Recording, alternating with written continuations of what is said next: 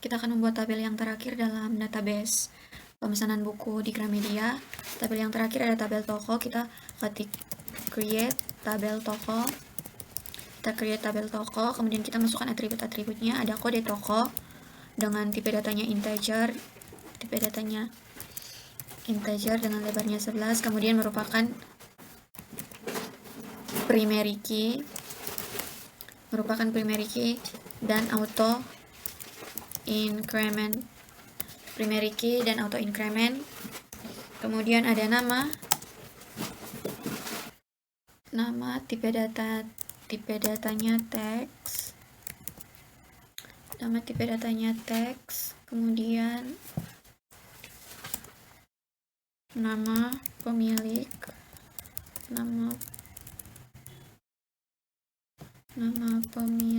tipe datanya juga teks. Kemudian ada email, tipe datanya juga teks. Kemudian ada alamat, tipe datanya juga teks. Kemudian ada telepon, tipe datanya juga teks. Kemudian ada bank, tipe datanya teks. Dan ada nomor rekening, tipe datanya juga teks.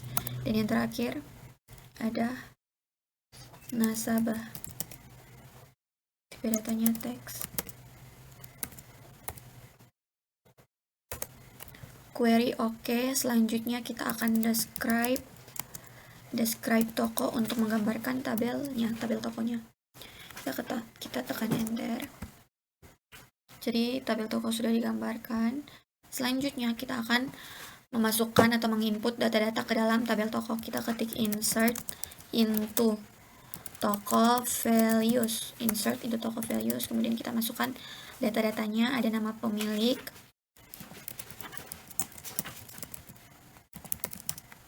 kemudian ada email, ada nama toko,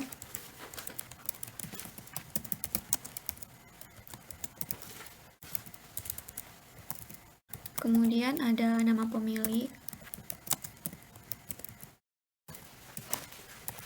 kemudian ada emailnya,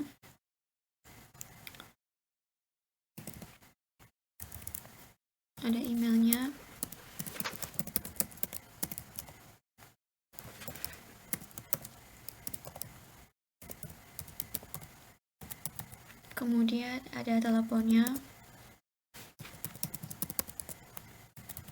kemudian ada banknya, kemudian ada nomor rekeningnya,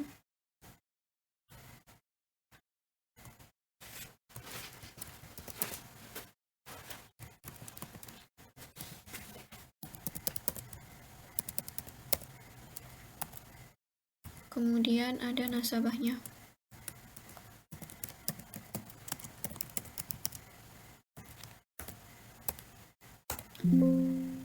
Dan di sini terjadi error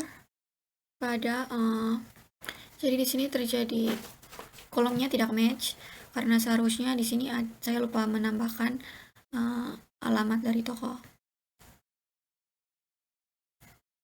Jadi kita akan menambahkan dulu alamatnya. Setelah email ada alamat.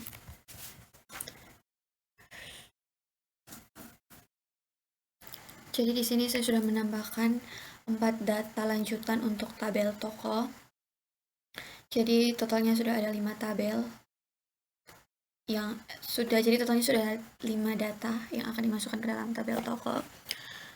Untuk melihat data-data ini dimasukkan ke dalam tabel toko, kita ketik select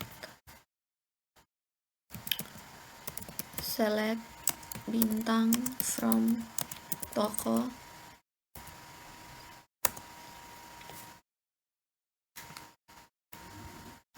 Nah, jadi di sini sudah ada 5 kode toko, 5 cabang Gramedia, toko Gramedia, beserta dengan alamat, email, telepon, nomor rekening, dan